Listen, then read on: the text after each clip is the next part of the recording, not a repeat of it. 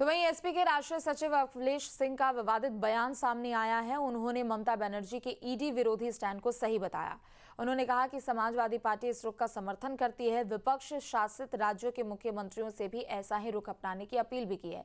अखिलेश सिंह ने ED CBI को प्रदेश में ना घुसने देने की बात कही और यूपी के बुलडोजर एक्शन पर भी तीखा बयान दिया। कहा 2027 में सरकार बनी तो बुलडोजर कंपनियों पर रोक लगेगी और इस बयान के बाद सियासी हलचल तेज हो चुकी है।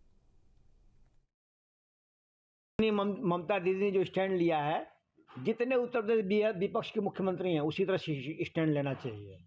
उनका स्टैंड बहुत क्लियर है, जिसकी अपनी व्यवस्था है, चुनाव का व्यवस्था है, संसाधन है, कागज पत्तर पेपर, अपना ऑफिस है, अपनी व्यवस्था बनाया है। उनका स्टैंड बहुत क्लियर है। समाजवादी पार्टी की तरफ से मैं कह रहा हूँ कि उनका स्टैंड क्लियर है और ये जो लोग ईडी सीबीआई गई है बहुत गलत है।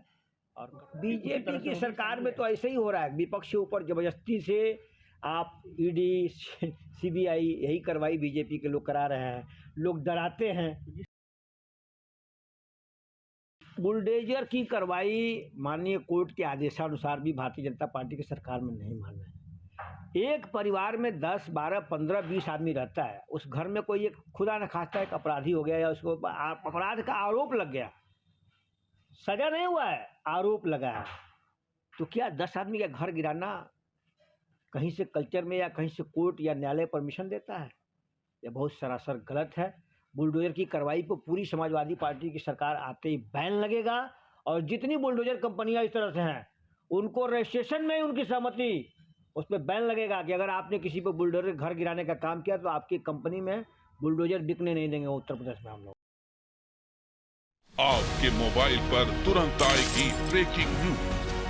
स्क्रीन पर सबसे पहले दिखेगी बड़ी खबर।